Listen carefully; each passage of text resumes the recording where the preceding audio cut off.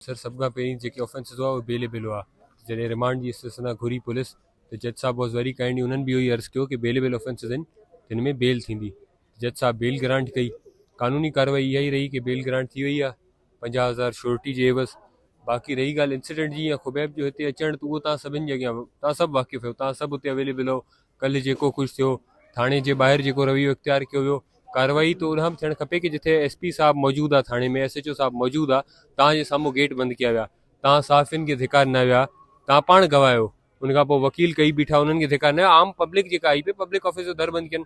तव्हां मूंखे ॿुधायो, हिन कोर्ट जो अगरि दर बंदि करे छॾियूं पाण हींअर, त पब्लिक ऑफिस जो अगरि गेट बंदि थींदो त हिते के चार दीवारी जो तकदुस त पामाल थिए नथो। उन खां पोइ प्रॉपर प्लैंड हो। तव्हां पाण ॾिठो कि ओॾी महिल दर बंदि थियो, जीअं तव्हां साफ़ियुनि थोरो चढ़ाव कयो कि बाबा कैमरा खोलियूं था, ज़्यादती बि हिते धिका विया हिननि साफ़ियुनि खे, उते ई हिकिड़े पुलिस वारे वीडियो खोले चयो तकड़ में जेके संतरी को मार रहे। अॼुकल्ह इहो हिकिड़ी रूटीन प्रैक्टिस आहे, एतिरो ट्रिगर था कनि अॻे जॾहिं उहो को रिएक्ट करे थो त ओॾी महिल कैमरा खोले, छोड़ो बेटा छोड़ो। कल्ह त हिननि खे ख़बर न हुई शायदि हू साफ़ियुनि सां ई पिया कनि, त उन्हनि जी बि कैमरा हली पई अची चुकी आहे, जंहिंमें फुटेज में SHO साहब अची पाण ओॾी महिल गेट खोलाए ॾियो। माना पल में कानून ठहे थो, पल में कानून रहे थो। उन खां पोइ कल्ह जो जेको ही इंसिडेंट आहे, तव्हां ॾिसो न सर, तव्हांजी शनाख़्त, तव्हां मूंखां हींअर इंटरव्यू था वठो, मूं कीअं कई कि तव्हां ॾे बैज लॻल आहे, तव्हां ॾे कार्ड आहे, बिना मोबाइल जे राति जो बीठो आहे हिकिड़ो माण्हू जेको गुटके जी मंशियात ते क्रैकडाउन पुलिस बि करे, गुटको खाईंदड़ माण्हू तव्हांखे रोके थो, तव्हांखे अगवा बि करे थो सघे। साईं पाबंदी त आहे बेशक, ऐं जेको क्रैकडाउन कनि पिया उहो पाण गुटको खाईंदे तव्हांखे रोके, तव्हांखे लॻंदो उहो पुलिस वारो आहे, या तव्हांखे लॻंदो कि केरु हरासा पियो करे। उन खां पोइ हिन ते जेके इल्ज़ाम आया विया कि साईं ड्रंक हो, मेडिकल छो कोन करनि। असां त कल्ह बि चयो, अॼु बि चऊं था कि कैडेट मां पढ़ियो आहे छोकिरो, ही स्टूडेंट कैडेट अथव, उन खां पोइ यूनिवर्सिटी ऑफ लंडन जो तालिब इल्म रहियो आहे, लॉ ग्रेजुएट आहे। तव्हां हिन जो बि कैरेक्टर ॾिसो, हुन अहलकार जो बि कैरेक्टर ॾिसो कि आया कि अॻु में घणी दफ़ा सस्पेंड थियो आहे, गुटको छुपे खाधी, प्रोफेशनल मिसकंडक्ट। ऐं वीडियो में सर आप करे छोकिरो जॾहिं चए थो, गार हिकिड़ी बि हिन तरफ़ां कान्हे, चए थो मेरी अमिया तेरी ऐसी की तेसी, तव्हांजी वालदा जे नाले अगरि चऊं ऐसी की तेसी, या ऑन रिकॉर्ड आहे।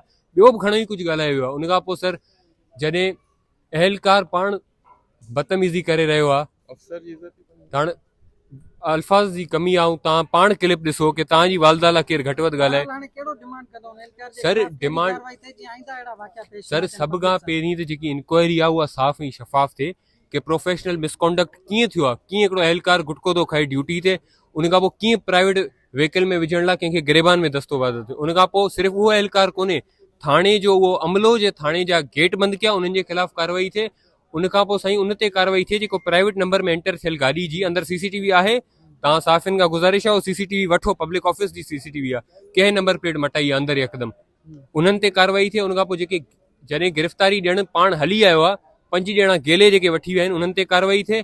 छो हिकिड़े लॉकअप में 8 ॼणा घिड़ा आहिनि, मेंटल टॉर्चर करण लाइ मौजूदु 5 जेके ॿिया हुआ हुते लॉकअप में, उन्हनि खे चमाटूं हणी पोइ चवंदा चश्मा उतार, अब तेरी बारी है।